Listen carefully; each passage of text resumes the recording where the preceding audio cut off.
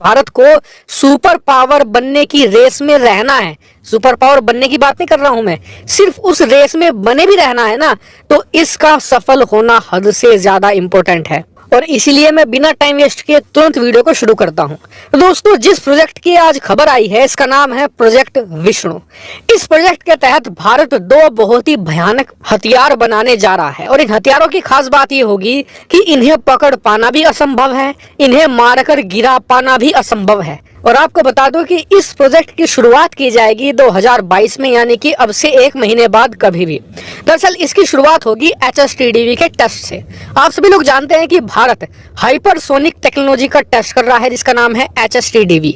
और इस टेक्नोलॉजी का आखिरी टेस्ट 2022 में ही किया जाएगा। और जैसे ही ये टेस्ट सफल हो जाएगा, उसके तुरंत बाद प्रोजेक्ट विष्णु को लॉन्च कर दिया जाएगा। इसके 2 फेज होंगे। पहला फेज होगा जिसमें भारत एक जमीन से जमीन पर वार करने वाली हाइपरसोनिक मिसाइल का निर्माण करेगा। और इस मिसाइल की रेंज लगभग 2500 किलोमीटर तक होगी। वहीं इसको लेकर समय भी बहुत ही कम रखा गया है। भारत का लक्ष्य ये है कि 2022 में काम शुरू होगा, 2023 में संपूर्ण कर लिया जाएगा और 2023 में इसके टेस्ट होंगे और 24 की शुरुआत में इसे भारतीय सेना को इस्तेमाल के लिए दे दिया जाएगा। यानी कि 2 से लेकर 2.5 साल के अंदर यह भारतीय सेना में बड़ी आसानी से आ जाएगा। अब आप कहेंगे क्या ऐसा संभव है कि एक मिसाइल पर काम शुरू किया जाए जो इतनी एडवांस है और वो 2 साल में तैयार हो जाए? तो बिल्कुल संभव है, क्योंकि मैंने आपको बताया HSTDV यानी कि हाइपरसोनिक टेक्नोलॉजी के ज्यादातर टेस्ट भारत कंप्लीट कर चुका है। भारत के हाथ में आज की तारीख में हाइपरसोनिक टेक्नोलॉजी मौजूद है, बस इसका आखिरी टेस्ट बचा है। जैसे ही वो सफल होगा तो भारत एक हाइपरसोनिक टेक्नोलॉजी धारक देश बन जाएगा। फिर भारत को बस उस टेक्नोलॉजी का इस्तेमाल करना है और हाइपरसोनिक मिसाइल का निर्माण करना है। बात करें अब इसके सेकंड फेज की, जो और ज्यादा अहम होगा मेरे हिसाब से। सेकंड फेज स्टार्ट होगा जैसे ही भारत पहली हाइपरसोनिक मिसाइल बना लेगा, यानी कि जमीन से जमीन पर वार करने वाली मिसाइल।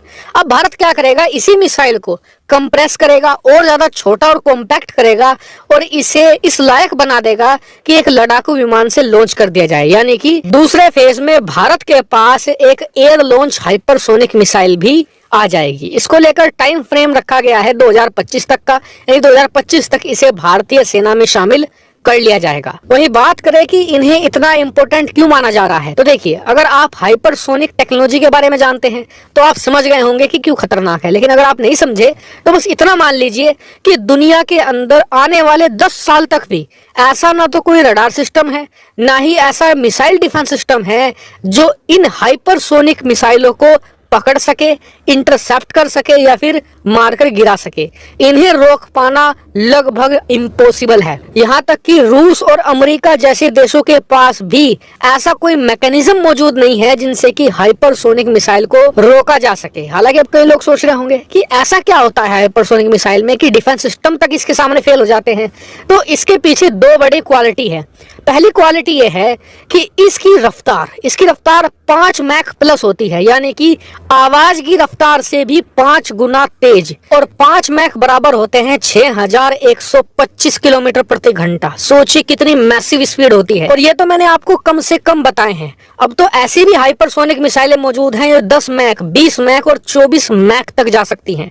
भारत की जो मिसाइल होगी बताया जाता है कि 10 मैक तक बिल्कुल जाएगी। लेकिन जो दूसरी क्वालिटी है वो और ज्यादा लीथल है। दरअसल अगर किसी हाइपरसोनिक मिसाइल को ये पता चल जाए कि रास्ते में कहीं पर रडार तैनात है, कहीं पर कोई मिसाइल डिफेंस सिस्टम तैनात है, तो ये हाइपरसोनिक रफ्तार को बनाए हुए अपना रास्ता बदल सकती है, यानी कि ग्लाइड कर सकती है। और इसी वजह से इसे पकड़ पाना नियर टू इम्पॉसिबल है। हालांकि हाइपरसोनिक मिसाइल पर और भारत के इस प्रोजेक्ट विष्णु पर आपका क्या पॉइंट है, कमेंट करके जरूर बताएगा। साथ ही वीडियो को शेयर कीजिएगा और चैनल को सब्सक्राइब करना बिल्कुल मत भूलिएगा। Thank you very much for watching video.